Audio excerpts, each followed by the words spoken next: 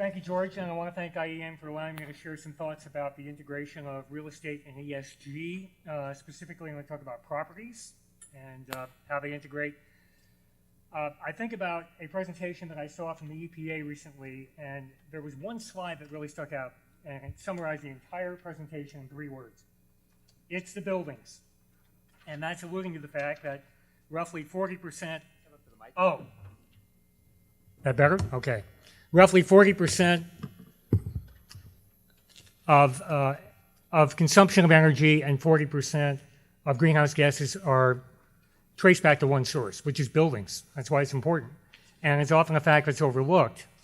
So what I'm going to talk about, my objective is to get you to think a bit differently about real estate from this point forward, and I got 4 minutes to do that. So the combination of real estate and ESG has unique benefits that few other investments today can really match. You know, one of those, of course, is the fact that it enhances the return. But beyond that, it's tangible. I like to say it's concrete. And it's perpetual. So you're talking about the entire life cycle of the building here. And it's measurable.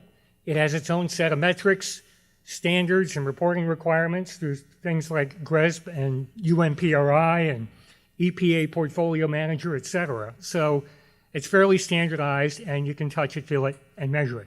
And that's important, obviously.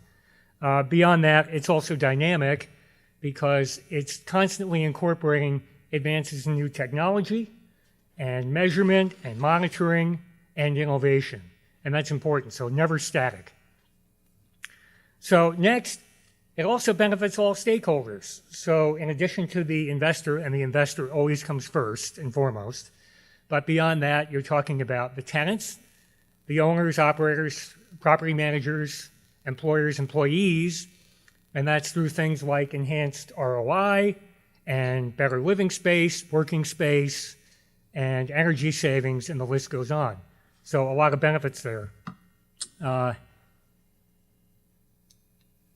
This highlights Tower 2 at Rincon Hill nearby, and a couple of points about this tower that was built from the ground up. It was part of a private equity fund, but a lot of features here regarding ESG, which on the surface are pretty impressive when you think about you're starting with the building plan, site plan, how you structure your contracts, and the disposal of the construction waste, all the way to what plants are planted in the landscaping and how they're watered.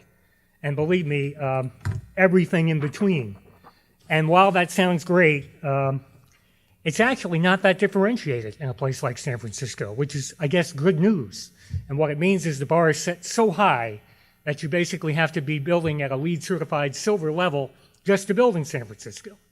So the other thing that's important is that you're getting demand from employers who want to move into green space and know that all the mandates are going to be met today and well into the future.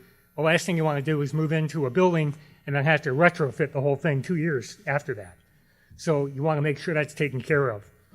The important message here is that the entire real estate industry is moving more away from simply having just private equity funds and more towards encompassing every property they manage. We call it responsible property investing in principle. But what it means to you, essentially, is that you no longer have to look at just private equity. You could look at regular LPs, regular property funds, and with that you get immediate cash flow, you get a track record, existing team, and you can buy into that on day one. That, I think, is where the industry is going, and that gives investors more alternatives than they used to have. All right, we've got to cut you short. I'm sorry. We can That's continue. it. Maybe this is a table topic we can continue. Thanks, Thank you, Kevin. George.